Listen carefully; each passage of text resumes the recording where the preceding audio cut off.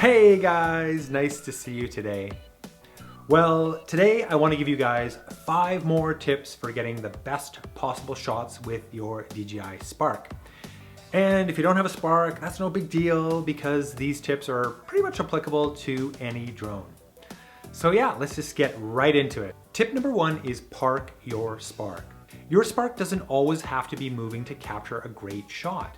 Sometimes the best shot is going to come from the drone just hovering in place or moving very, very slowly while something else is moving around the frame.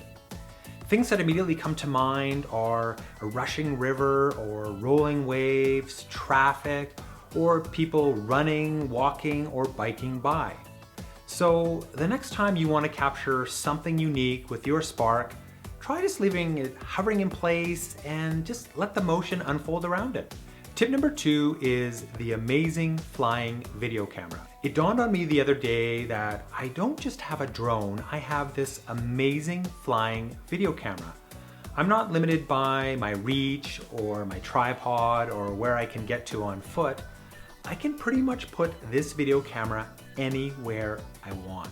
And just because the Spark is a drone, it doesn't mean I have to use it for a typical drone shot. I can put this flying video camera anywhere I want, and its software and guidance systems are gonna hold it in place for me. And the Spark has a real advantage here because of its tiny size. I can sneak this drone into a lot of places that the bigger drones just can't get to. So the next time you're out there flying, use your imagination and come up with some unique camera angles that will really make people wonder how you got the shot. Remember, it's not just a drone. You have this amazing flying video camera. Tip number 3 is composition. So you've mastered all those basic drone shots and you want to take your stuff up to the next level. Well, how do you do that? Well, you do that by giving more thought to composition. Now, there's a rule in photography and filmmaking called the rule of thirds. And what it's about basically is dividing your frame up into thirds, both horizontally and vertically. And then the idea is to place your subject or something of interest along those dividing lines, or especially in any of those intersecting points.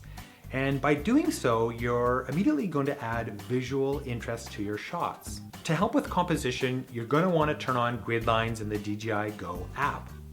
And to do that, go into the app, tap on your camera settings, tap on the third option from the top, tap on grid, and then turn on grid lines.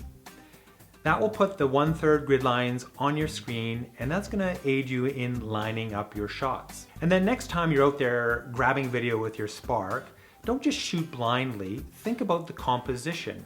Good composition is going to make your shots look that much more interesting and professional. Tip number 4 is practice patience. When I find something interesting I want to capture, I can burn an entire battery on just one shot. The Spark only has a 2-axis gimbal, so right away you have to be more careful and more patient to get the smoothest possible footage. And I like to fly really up close to things, and that tends to magnify any drone movement. So most times, many times, almost all the time, I am making multiple runs over the same area to make sure I'm minimizing any drone movement to get the smoothest possible footage. And yeah, it takes more time, it takes more patience, I burn through a whole bunch of batteries, but the quality of my footage is better. So slow down, be patient, practice patience, and the quality of your footage will improve. Tip number 5 is keep the camera rolling. Before I take off with my Spark, I hold it up into the light and I set manual exposure and I set my white balance. And that's something I can always refine during the flight, but I want to make sure they're set so I can capture good footage right away. And the very next thing I do before I take off is I start the video recording and I leave it on for the remainder of the flight. So why do I do this? Well, I do it because I don't want to miss any unexpected moments.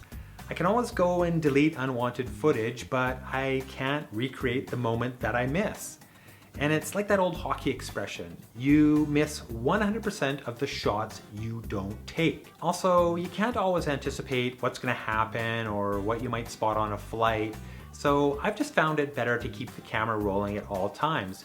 And yeah, you're gonna fill up your memory cards faster and you're gonna have to be more diligent about managing the space on them, but I think that's a small price to pay to make sure you don't miss any potentially great shots. And one bonus tip here, guys, if you do happen to power down your Spark without stopping the video recording, you may end up corrupting the video file, and luckily somebody has already figured that out and solved the problem. So I'll put a link in the description to a couple of software tools that could help you if you do run into that scenario. But other than that, remember, when you launch your Spark, just keep that video camera rolling so you don't miss a moment. Well, there you go, guys. 5 more tips to help you capture better footage with your DJI Spark.